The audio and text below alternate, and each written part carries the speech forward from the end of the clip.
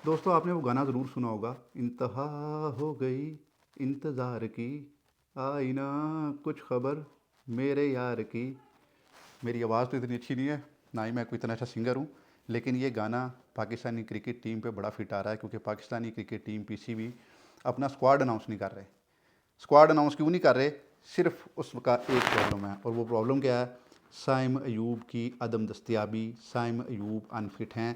कोशिश की है इन्होंने, मैं समझता हूँ कि पाकिस्तानी क्रिकेट बोर्ड ने साइम अयूब को बहुत अच्छी तरह हैंडल किया। फ़ौरन से उनको यूके भेजा, साथ अज़हर महमूद को भेजा, और कोशिश की कि वो ठीक हो जाएं, लेकिन वो ठीक नहीं हो सके और वो चैम्पियंस ट्रॉफी 2025 के लिए नहीं खेलेंगे। ये फाइनल और पक्की खबर है।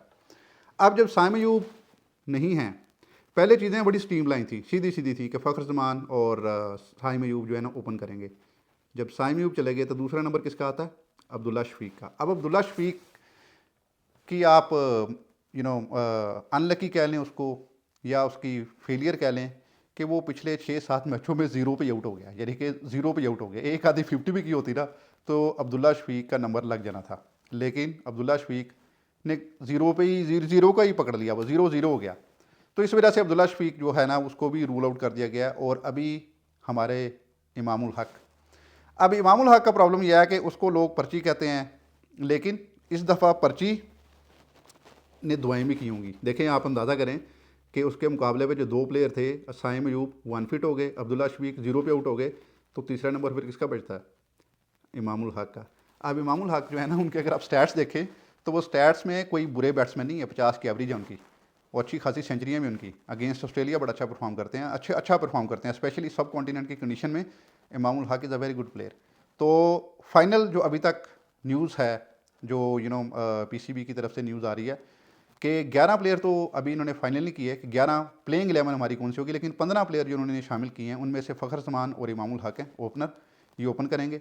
एक खबर आ रही थी कि बाबर आजम ओपन करेंगे, वो गलत खबर है, बाबर आजम ओपन नहीं करेंगे। हाँ, T20 का अगर ये होता ना वर्ल्ड कप, या T20 का कोई टूर्नामेंट होता, तो फिर बाबर आजम और फ़खर जमान ओपन कर सकते थे।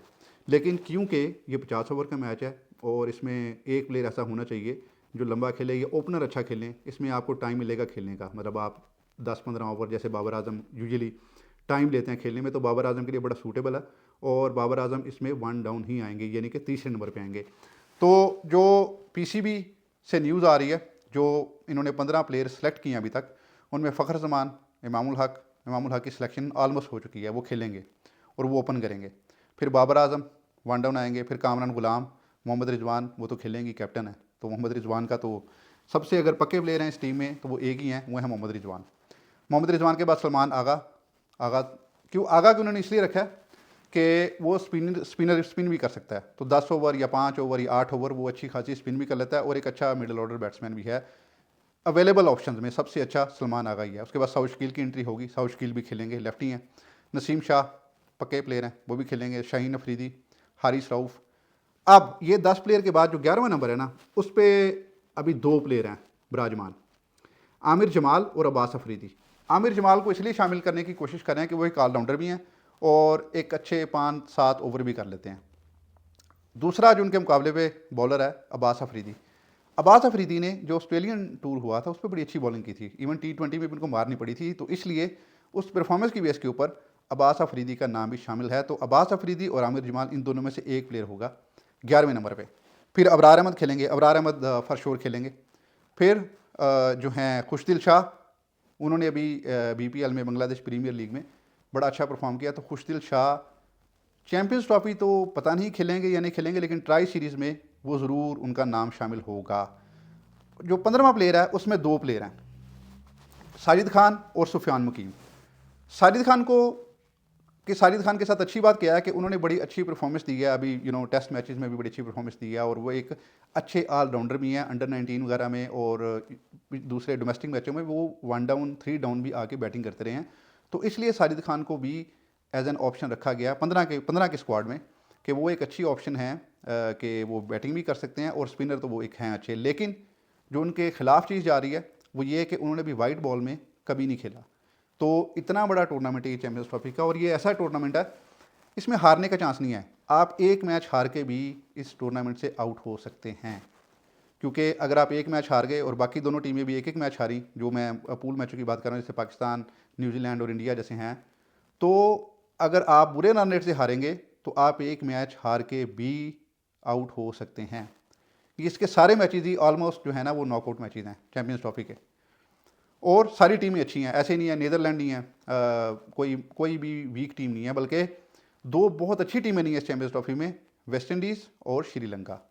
तो ये इतना ब्रूटल टूर्नामेंट है कि इसमें हारने का कोई चांस नहीं है। ये सारे का सारा जो है ना वो नॉकआउट मैचेज हैं इसके अंदर, तो इसलिए ये चांस नहीं ले रहे। अगर एक आधा मैच होता ना कोई नीदरलैंड वगैरह से या स्कॉटलैंड से, तो वैसे तो यूएसए से भी हार गए थे, लेकिन चलें for the sake of discussion हम करते हैं कि अगर कोई माड़ी टीम होती, कमज़ोर टीम होती, तो फिर साजिद खान को चांस दिया जा सकता था।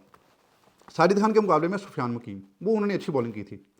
तो वो चाइना मैन बॉलर हैं और बैटिंग तो वो पूरी पूरी करते हैं, लेकिन वो चाइना मैन है तो वो एक ना न्यू बॉलर हैं, उसको देखा भी लोगों ने कम हुआ है, तो उस पर चांस ले सकते हैं।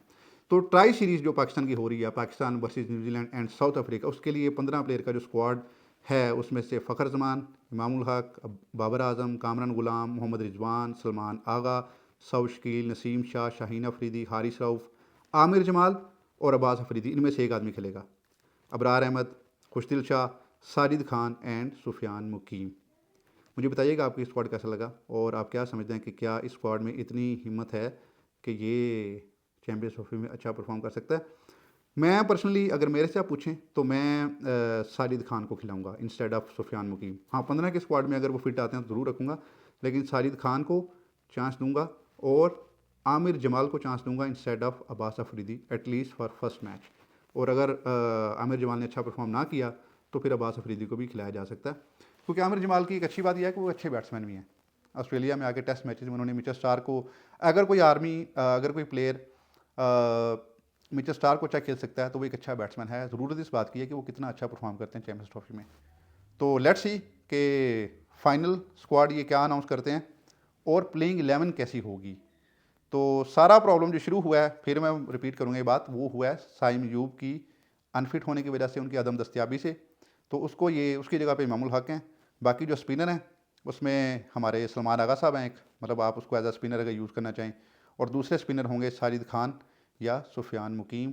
फास्ट बॉलर अभी तक पाकिस्तान के 3 पक्के हैं, नसीम शाह, शाहीन अफरीदी, हारिस रऊफ़। चौथे फास्ट बॉलर होंगे आमिर जमाल या अब्बास अफरीदी। और बैटिंग पाकिस्तान में कामरान गुलाम की एक नई एंट्री होगी, बाकी तो सारे आप देखते रहे हैं। फ़खर जमान को, इमामुल हक, उन्होंने वर्ल्ड कप 2023 भी खेला था, वर्ल्ड कप 2019 भी खेला था। तो फ़खर जमान, इमाम, बाबर, कामरान गुलाम, रिजवान, सलमान आगा, सऊद शकील, ये हमारे होंगे पिलर बैटिंग में। और बाकी सारी लाइनअप जो नेक्स्ट होगी वो स्पिनर की और फास्ट बॉलर्स की होगी।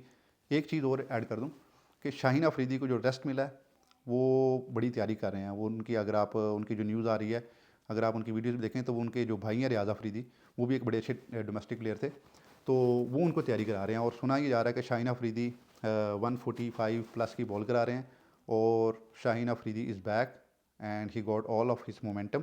तो लेट्स सी कि शाहीन अफरीदी कैसा परफॉर्म करते हैं चैम्पियंस ट्रॉफी में, क्योंकि पाकिस्तान का जो न्यूजीलैंड के खिलाफ मैच होगा वो भी बड़ा टफ होगा, इंडिया के खिलाफ दुबई में होगा वो भी बहुत टफ होगा। एज आई सेड के ये सारे के सारे मैचेस ही टफ होंगे। एक मैच जो टीम हारती है वो इस टूर्नामेंट से आउट हो सकती है।